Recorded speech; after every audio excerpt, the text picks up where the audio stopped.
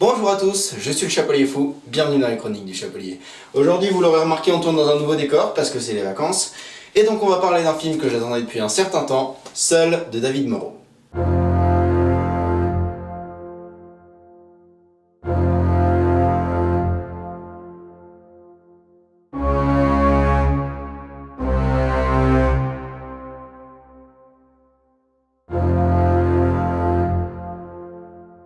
Seul, c'est un film avec Sophia Le Saffre, avec Stéphane Bach, avec Jean-Stan Dupac, avec Paul Scarfoglio, avec Kim Lockhart et avec Thomas Doré.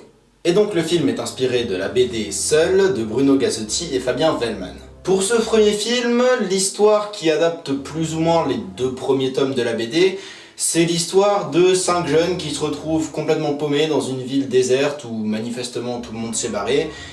Et donc ils vont se retrouver confrontés à un brouillard étrange, à leur solitude et aussi à une espèce de malade qui manifestement en a après eux et qu'ils surnomment de manière extrêmement originale le maître des couteaux. J'ai lu le premier arc de la BD et vite fait le début de la deuxième et j'ai beaucoup aimé. Donc pour une fois je vais pouvoir parler du film en tant qu'adaptation et pas uniquement en tant que film.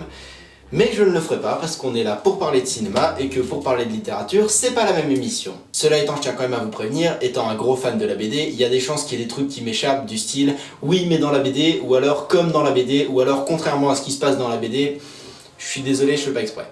Mais en résumé, parce qu'il faut quand même le dire, Seul la BD c'est une bande dessinée très réussie, avec une ambiance extrêmement oppressante, avec des personnages super attachants, avec un scénario et une histoire très sympa et assez originale, et c'est un genre de truc qu'on voit pas du tout dans le monde de la BD française actuellement, donc je vous invite à aller le voir parce que c'est très cool. Donc, Seul le film, c'est parti. C'est pas mal, c'est pas ouf non plus, mais franchement c'est pas mal. Mais vu que je suis un gros bâtard, on va d'abord commencer par les points négatifs et j'aime autant vous dire qu'il y en a un putain de paquet. Déjà la réal a rien de foufou, bon à part 2-3 idées cool mais elles sont pas assez exploitées et dans l'ensemble ça stagne quand même carrément dans le classique. Bon à part un plan en particulier qui est en fait une espèce de grand plan d'ensemble qui est vachement bien foutu et avec un angle super sympa et qui décrit bien l'impuissance et la solitude du personnage face à la situation. Vous verrez de quoi je parle si vous allez voir le film. Ensuite les acteurs ont vraiment rien de foufou, c'est pratiquement vrai pour chacun d'entre eux et en plus ils sont vraiment pas aidés par les lignes de dialogue qui sonnent quand même pas mal faux sur, allez, au moins le premier tiers du film. En plus pour en arranger, il y a pratiquement aucun acteur qui soit vraiment accurate avec les personnages de la BD. Ça veut dire en gros que les acteurs qu'ils ont pris ressemblent pas du tout physiquement aux personnages qu'ils sont censés interpréter. Ensuite le film est pas très drôle, normalement j'aurais pas relevé ça parce que l'histoire est pas conçue pour être drôle de base. Mais là je le relève parce qu'ils essayent, ils essayent de faire des trucs drôles et des vannes et ça tombe à plat à chaque fois, c'est complètement mal fait, c'est mal foutu, c'est mal géré, c'est pas bon comme humour et ça m'amène au défaut principal qui m'a vraiment énervé dans le film, lui. Je vous présente Yvan, un personnage que j'ai une fâcheuse tendance à appeler Jérémy pour une raison complètement obscure et qui avait déjà un rôle de chieur dans la BD mais qui s'en sortait quand même pas trop mal parce qu'ils appuyaient pas trop sur ce côté-là et que c'était un personnage relativement intéressant encore. Mais alors là, bordel, ils en font une espèce de bon gros comic relief bien gênant, sa mère, ses vannes tombent à plat, il est pas drôle, c'est désespérant. Même bourré, il arrive pas à être drôle, c'est incroyable. Et maintenant qu'on est passé sur les points négatifs du film, on va s'attarder sur les points positifs et j'aime autant vous dire qu'il y en a un paquet aussi. Parce qu'en vrai là je peux donner l'impression de défoncer le film point par point juste pour le kiff parce que je l'ai pas aimé, mais non, le film je l'ai aimé et franchement allez voir ce film, il est cool. Déjà, il y a un choix très clair et totalement assumé de rajouter plein d'éléments supplémentaires qu'on n'avait pas du tout dans la BD. Je pense notamment à tout un background qui sont rajoutés derrière le personnage de Leila, qui sert un petit peu de personnage principal au film, et en fait ce passage de background là il fait l'ouverture, genre pendant 10 minutes de film on a la vie de Leila quotidienne, et ils n'hésitent pas à taper dans le trash et dans le bien cru pour ce passage là, donc c'est assez cool. Mais il y a aussi des grosses modifications, par exemple sur le maître des couteaux, il y a 2-3 modifications sur le fonctionnement du brouillard chelou, qui fonctionne pas du tout pareil que dans la BD, même s'il a plus ou moins les mêmes enjeux, enfin ce genre de truc. Et évidemment, ça c'est typiquement genre un truc sur lequel je pourrais me mettre à gueuler, sauf que c'est bien fait. C'est des modifications qui sont pas particulièrement bénéfiques, certes, surtout que je me demande vraiment pourquoi ils les ont rajoutées, étant donné que d'habitude dans une adaptation, t'as plutôt tendance à perdre des informations plutôt qu'à en rajouter, mais ça c'est déjà vu, mais c'est pas des modifications qui sont particulièrement négatives non plus, c'est juste on s'en bat un petit peu les couilles quoi, mais au moins ça nous rapproche de certains personnages, je pense notamment à celui de Leila mais pas que, et Voilà, non, franchement, c'est plutôt bien fait. Sur ce coup-là, ils ont plutôt bien géré leur truc. En plus, ça leur permet de se démarquer un petit peu du matériau d'origine, et pourquoi pas. Et puis en vrac, il y a quelques visuels emblématiques de la BD qui sont aussi restés dans le film, et qui rendent aussi bien à l'écran, voire carrément plus cool à l'écran. Je pense notamment au grand SOS qui était marqué avec les lumières des fenêtres sur le building. Si vous avez lu la BD, vous savez de quoi je parle. Sinon, le design du maître des couteaux a été retravaillé, et c'est assez cool, parce que dans la BD, bah, il avait beau être sympa, il avait un design assez chelou, on comprenait pas bien comment il marchait, surtout au niveau du masque, on savait pas trop comment ça fonctionnait, son bordel.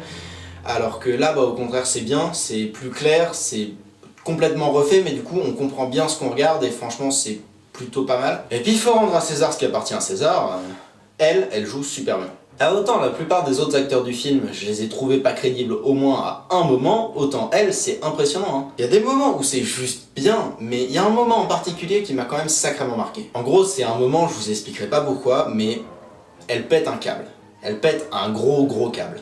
C'est incroyable comme elle arrive à maîtriser les réactions de l'hystérie totale d'une personne qui perd complètement le contrôle de ses nerfs. C'est juste ultra impressionnant, et à ce moment-là, elle fait vraiment peur, et non, franchement, il n'y a rien à redire. Sur ce coup-là, bien joué. Et je vais finir en parlant de l'ambiance établie, qui est pour une fois assez fidèle à la BD.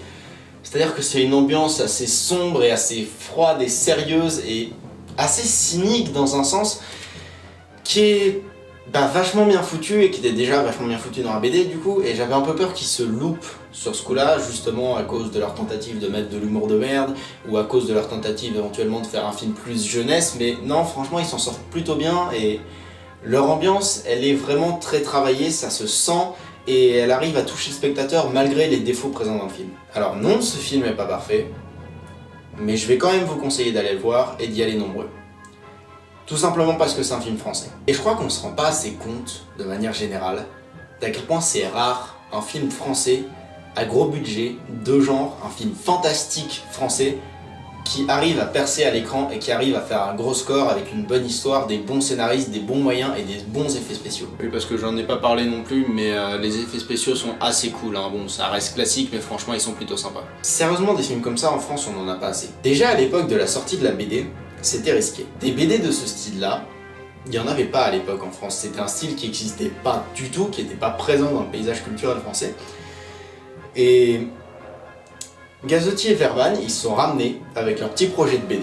Ils ont amené le premier tome, puis ils ont sorti le deuxième, puis le troisième, puis ils ont sorti un arc, puis deux, puis trois, et ils ont défoncé les ventes, ils ont défoncé leurs concurrents, et ils ont établi un style à eux tout seuls. Alors, forcément, il y en a d'autres qui ont suivi leur exemple. Ils ont vu que ce style-là marchait, alors il y a des auteurs ou des dessinateurs qui se sont dit, si eux ils ont réussi, pourquoi pas moi ?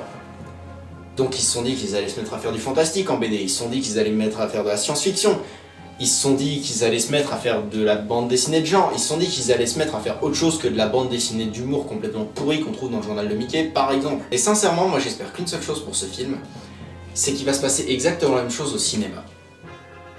Je sais pas si vous vous souvenez, il y a un bout de temps maintenant, j'avais fait une chronique sur le film Arès, qui était un film de science-fiction, une dystopie française. Et celui-là, je savais qu'il ferait pas un gros score, parce qu'il n'avait pas des gros distributeurs, parce qu'il n'avait pas des gros scénaristes, parce qu'il n'avait pas du gros monde au casting, parce qu'il n'était pas très répandu, parce que la com était dégueulasse, parce qu'ils n'avaient pas les moyens, tout simplement.